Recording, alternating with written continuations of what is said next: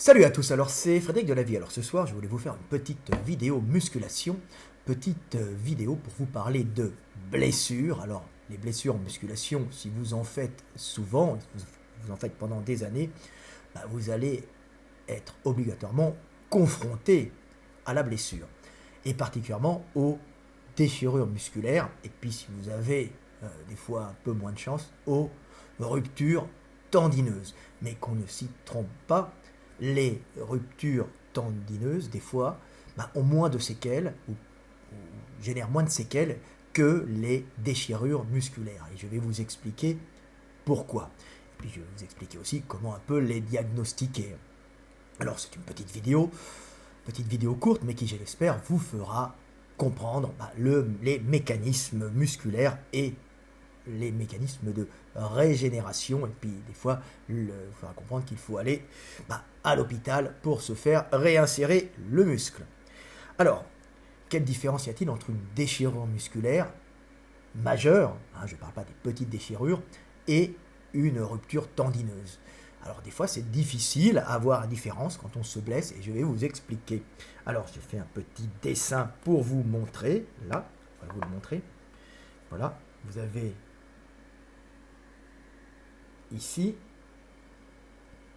attendez, je le montre, voilà, vous avez ici un beau petit dessin, regardez-le, essayez de le comprendre, voilà, dessin intéressant, et vous avez donc ici une déchirure musculaire majeure, c'est-à-dire que le muscle, en se contractant, souvent, alors là je vous ai montré un grand pectoral, mais ça peut se passer sur un jumeau, ça peut se passer sur de nombreux muscles, au triceps par exemple. Vous avez une grande partie des fibres qui s'attachent sur la plaque tendineuse, et donc le tendon qui se relie à l'os, à l'humérus. Vous allez avoir ici, à ce niveau-là, si vous forcez trop, vous allez être fatigué, vous êtes vieillissant, vous allez avoir une rupture des fibres sur la plaque tendineuse avec une rétraction. Ensuite, le muscle va venir se rétracter. Et là, vous avez un accident qui paraît beaucoup plus impressionnant. Pareil, sur une charge lourde, les bras étirés, vous êtes fatigué, vous avez peut-être une tendinite, le muscle va se... le muscle entier va s'arracher et il va y avoir un arrachement tendineux du tendon sur l'os et une rétraction totale du grand pectoral. Alors, contrairement à ce qu'on pense, ces accidents-là, ici, se réparent bien mieux que ces accidents-là, c'est-à-dire qu'une rupture majeure musculaire, c'est-à-dire la rupture d'un gros paquet de fibres sur le tendon, on ne pourra pas récupérer pour la bonne raison qu'on ne peut pas venir chercher le matériel musculaire, étirer le muscle et venir le réinsérer sur le tendon. C'est quasiment impossible, même si c'est impossible.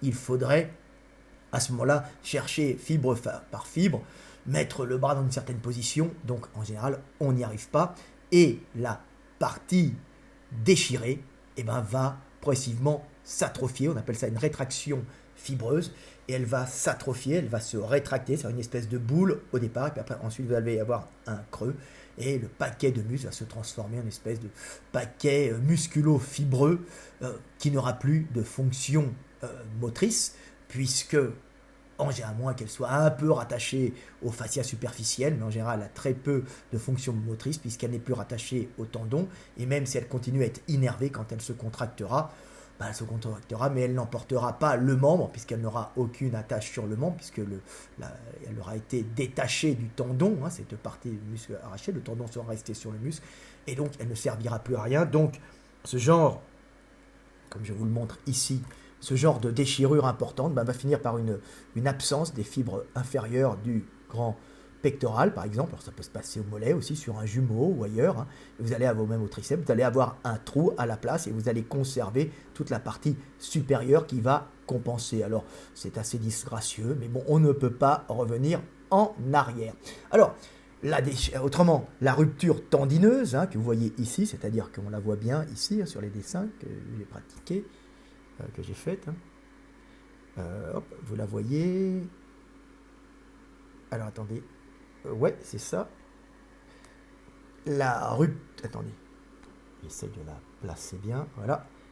La rupture tendineuse qui est ici, hein, vous la voyez à ce niveau-là, cette rupture tendineuse va pouvoir, à la rigueur, être récupérée par un chirurgien, c'est-à-dire vous allez aller à l'hôpital, ils vont faire un diagnostic, de toute façon quand vous avez un doute, vous allez à l'hôpital, et à ce moment-là, le chirurgien va reprendre le tendon qui s'est arraché, puisque toutes les fibres musculaires sont accrochées à la plaque tendineuse, c'est juste le tendon qui s'est arraché, et il va venir vous le réinsérer sur l'humérus, hein, donc là on a une gouttière bicépitale, donc il va dépasser la gouttière bicépitale et va venir le réinsérer à ce niveau-là, hein, ici plutôt, voilà, vous avez un bras hein, qui est comme ça, donc quand vous avez une rupture, le pec est ici, il va venir vous la réinsérer ici par-dessus le biceps et va vous la visser avec des vis, des fois des vis en titane. Maintenant ils font de très bonnes vis en carbone résorbable,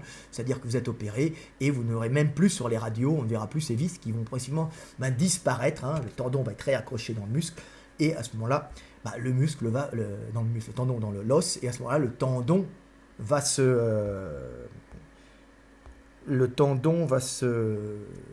réinsérer progressivement sur l'os va pousser sur le tendon, le périos va se mettre là, puis le tendon va se réinsérer progressivement sur le périos qui va s'ancrer dans l'os, et vous allez récupérer de la motricité. Alors on ne récupère pas forcément totalement, il y a des groupes musculaires qui récupèrent mieux que d'autres, par exemple vous arrachez un biceps, c'est-à-dire le tendon du biceps qui est ici, souvent il y a peu de séquelles parce que le tendon distal va être remis, c'est un tendon très puissant, sur le radius, sur la tubérosité radiale où il a été arraché, hein, et il va être bien vissé, et en général on ne perd que très peu de force, voire on peut même être plus fort avant puisque le tendon est mieux inséré.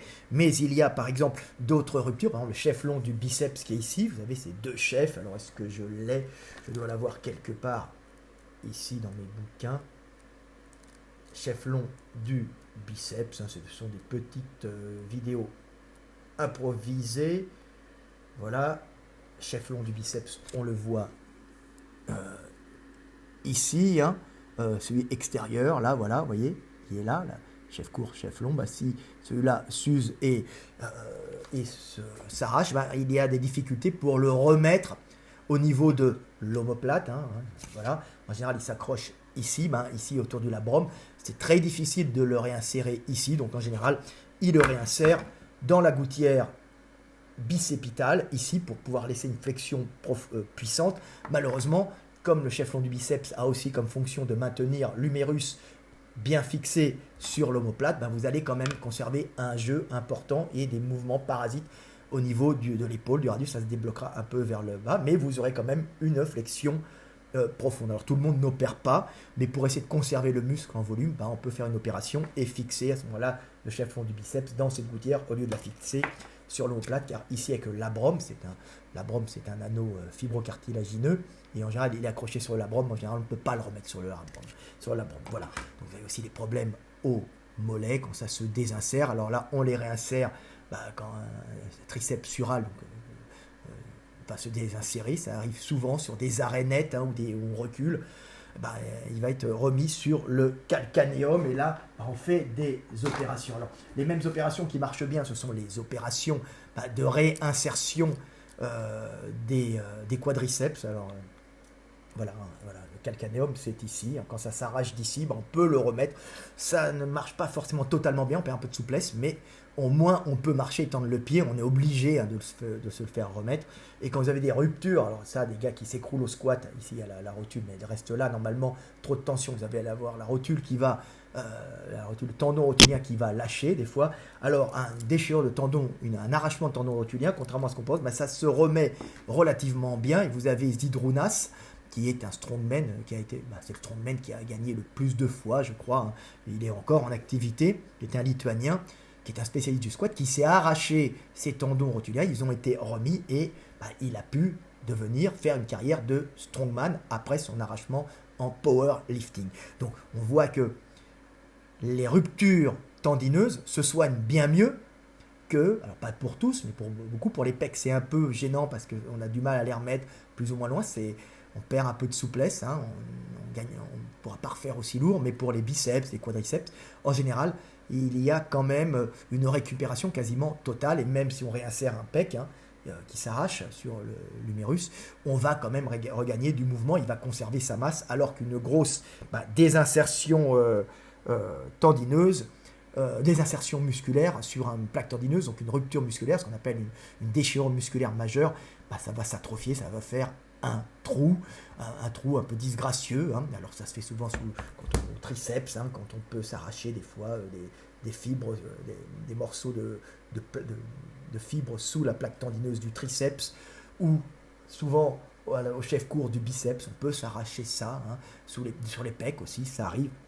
Donc ça ne se remet pas, il y aura un trou, et c'est assez gênant quand c'est une grosse portion qui part, vous avez perdu un morceau de vous-même, c'est tout, et ça ne reviendra pas. Bien sûr, il faut aller chez un médecin pour faire vérifier tout ça. Voilà, petite vidéo qui, je l'espère, vous aura permis de bien comprendre la différence entre rupture majeure, déchirure majeure musculaire et rupture tendineuse ou désinsertion tendineuse. La désinsertion tendineuse étant beaucoup plus impressionnante, mais pouvant se réparer plus facilement. Voilà, alors j'ai fait cette vidéo parce que je suis en train de préparer des articles avec Michael Degundil pour faire un livre sur les blessures. Donc voilà, petite vidéo, qu'est-ce que j'avais encore à dire? Oui, alors oui, un dernier petit truc. Souvent les ruptures musculaires, des insertions tendineuses, ont pour cause, alors souvent une fatigue du tendon, un vieillissement du tendon, alors ça c'est pour les arrachements, hein, je vais vous parler des arrachements tendineux, ça c'est souvent dû aussi à une fatigue, à une dégénération du tendon, à un frottement excessif sur le tendon qui l'a fragilisé et qui l'a un peu abîmé, à de l'arthrose. On peut avoir des désinsertions au niveau du triceps dues à des arthroses, à des mouvements répétitifs, hein, qui font que chez certaines personnes prédisposées, il va y avoir des calcifications au niveau du coude, et ces calcifications vont faire que le tendon est moins bien inséré, et en cas, à un moment où vous êtes fatigué, vous forcez un peu, vous forcez, et vous allez avoir une désinsertion partielle du total du tendon, et là il va falloir, si elle est partielle c'est dur à remettre, mais si elle est totale, il va falloir venir vous le réinsérer dans le coude, dans l'olécrane. Ça c'est très important. Alors comme j'explique, ça peut être aussi dû à une fatigue, on peut avoir des déchirures ou des désinsertions tendineuses en forçant trop sur un corps sain qui n'a pas forcément de tendinite ou autre, qui est simplement fatigué, plein de courbatures, et quand une partie des fibres musculaires est fatiguée et contractée, n'est pas bien échauffée, elle sera plus tendue que l'autre, et à ce moment-là, quand vous allez prendre une lourde charge, le poids que vous aurez dans les mains, sur les cuisses ou ailleurs, va se faire ressentir que sur la partie tendue des muscles au départ, ce qui va mettre une tension très importante sur juste une partie du tendon, celle qui est directement dans la continuité de ces muscles tendus. C'est pour ça qu'il faut bien échauffer les muscles, bien les masser avant, bien les étirer, ne pas travailler sur un muscle fatigué et courbaturé, parce que vous risquez une déchirure, parce qu'à ce moment-là, vous allez mettre en tension le muscle, mais sur qu'une seule partie du muscle, et à ce moment-là, vous risquez de léser soit les muscles qui vont s'arracher sur le tendon, soit vous allez commencer à déchirer le tendon, et puis ça va partir d'un coup, et vous allez vous retrouver avec une désinsertion tendineuse. D'où l'importance de travailler avec des muscles bien chauds et avec une tension égale dans les muscles. N'oubliez pas, c'était des choses qui étaient connues des ingénieurs, vous savez, pour lever des obélisques, hein, ou pour lever des grosses pierres. Hein. Alors surtout, c'était pour lever des grosses pierres, on prenait des poulies, où on prenait des cordes, hein, et on tirait, et pour tirer, pour que tout le monde tire sur des cordes d'une tension égale, quand on tirait, on tapait sur chacune des cordes qui levaient un poids, hein, pour pas que la pierre se casse. Hein. Alors, on va dire pas des rues, mais plutôt des colonnes, ou des pierres assez longues, on tapait sur les cordes pour voir si elles avaient une tension égale. Quand toutes les cordes avaient une tension égale, donc elles faisaient le même son, comme sur une corde de guitare, les hommes tiraient d'un coup, ce qui permettait de lever la pierre sans casser les cordes et sans faire chuter la pierre et la casser elle-même. C'est le même principe avec un muscle où toutes les fibres sont sont dans le même sens et ont la même tension, ce qui permet de tirer d'une façon homogène et d'éviter les ruptures et les insertions tendineuses. Donc voilà, échauffez-vous bien, et puis quand vous avez un doute de désinsertion, une douleur, c'est pas forcément très douloureux, allez voir un médecin, du sport, parce que malheureusement tous les médecins ne sont pas super bons dans le diagnostic, hein, et il faut aussi se méfier de vos propres diagnostics en croyant que ce n'est qu'une déchirure légère. Vous pouvez avoir des désinsertions musculaires en disant bah non, le mouvement de mon muscle, de mon pec marche encore. Vous savez, vous allez vous monter le bras, vous dites non, non, oui, mais votre pec est en vérité désinséré. Vous pouvez lever comme ça parce que c'est le deltoïde antérieur qui va prendre le relais du grand pectoral qui lui aura été désinséré et qui va se résorber. Si vous ne vous faites pas opérer assez tôt, vous allez avoir une rétraction musculaire et fibreuse et on ne pourra plus aller chercher le tendon. Donc, déchirure musculaire, on part direct à l'hosto, voir un médecin, un bon, et on se fait un diagnostic et on va se faire opérer pour récupérer de la mobilité, bien sûr, si vous êtes sportif.